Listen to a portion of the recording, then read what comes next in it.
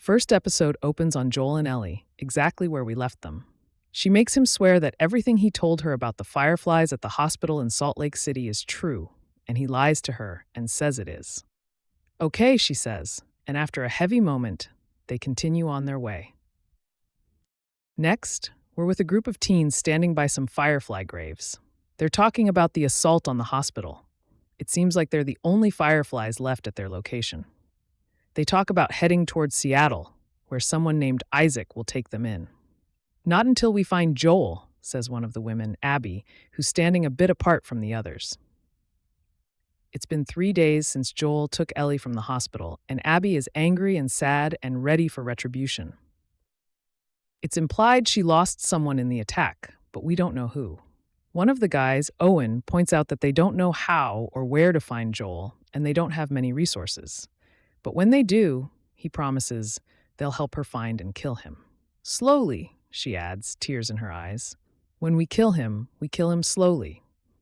5 years later, it seems like Ellie is fighting for her life in a barn against a guy much bigger than she is. Turns out, they're just training. And even though he's winning, she's certainly developed some skills. She eventually gets his arm behind him and twists so hard he taps out. The practice is run by Jesse. When he mentions that he had her opponent pull his punches because he didn't want her to get knocked out and make Joel angry, she bristles. They talk about how they'll all be at a community event that night, though she very much doesn't want to, and then she steps out into the bustling Jackson, Wyoming. The place has expanded in footprint and population since the last time we saw it, and now Joel, older and grayer, is the foreman of a work crew. He's tinkering with some breakers inside when he looks up and says, "Hey, kiddo." As much as we all want it to be Ellie, it's not.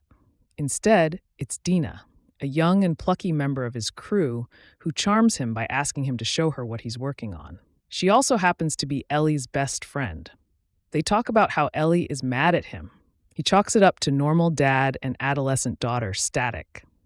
"I can't hold myself responsible for another person's emotional state," he finishes, which gives Dina license to tease him about being in therapy. Meanwhile, Ellie and Tommy are practicing shooting on a snowy ridge, which is going well until Tommy tells her that he's taking her off patrol and making her work the fence because Joel is worried that she's getting a little reckless when she's out and about. She reasons that there's no need to be so worried about her getting bit because she's immune. He quickly hushes her, saying, "You know we don't talk about that."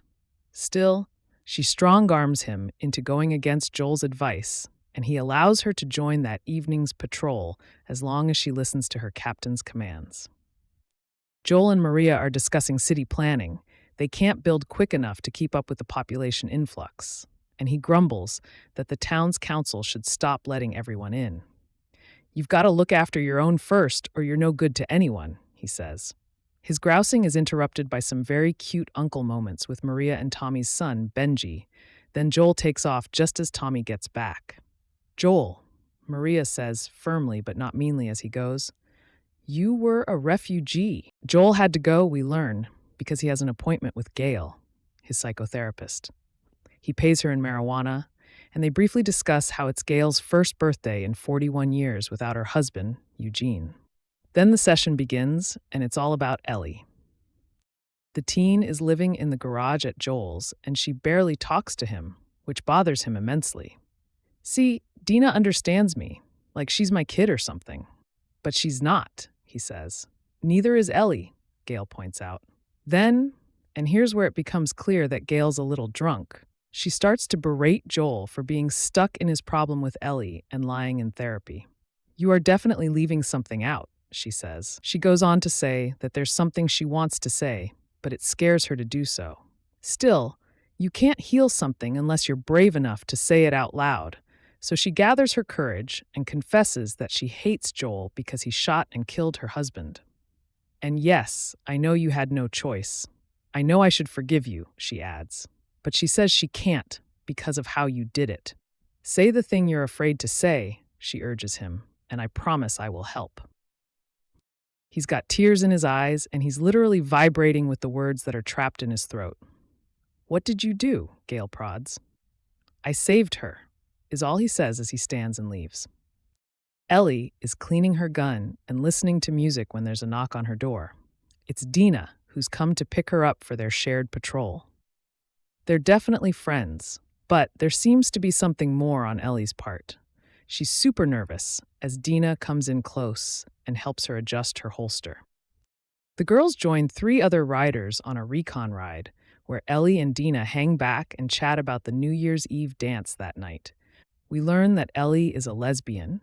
Dina and Jesse recently broke up, and Ellie has a crush on someone she won't name. The conversation is interrupted by the group coming across some blood in the snow. It looks like some infected took down a bear and are hiding out in an old grocery store. Dina and Ellie volunteer to go inside, and they have a very pantomime about how they're going to proceed. Then Ellie takes down an infected.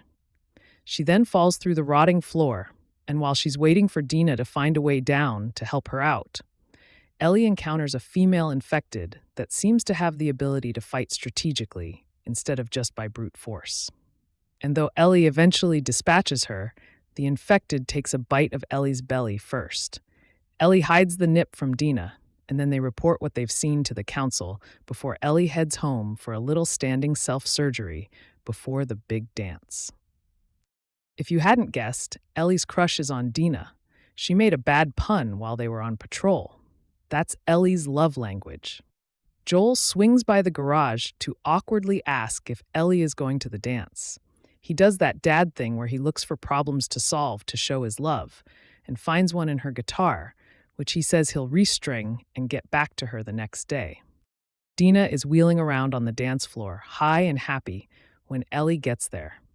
She brings Ellie onto the floor just as a slow song is starting up, and though their interaction starts off jokey, pretty soon Dina is pulling Ellie closer to her.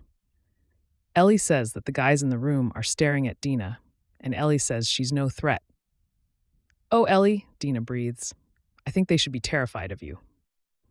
And then the ladies kiss for the first time. "Hey," some gruff voice behind them says, and I see it's Tucker. He's mad the girls are kissing, and he hurls a gay slur at them. Ellie rounds on him, ready for a fight, but she barely takes a step before Joel enters from the left and shoves Tucker to the ground. Joel turns to Ellie to see if she's okay. She's not, but not in the way he thinks. "What is wrong with you?" she yells, so angry. "I don't need your fucking help." It hurts him, but he just says, "Right," and leaves. When she comes home that night, he's sitting on the porch, guitar in hand. She says nothing and goes inside.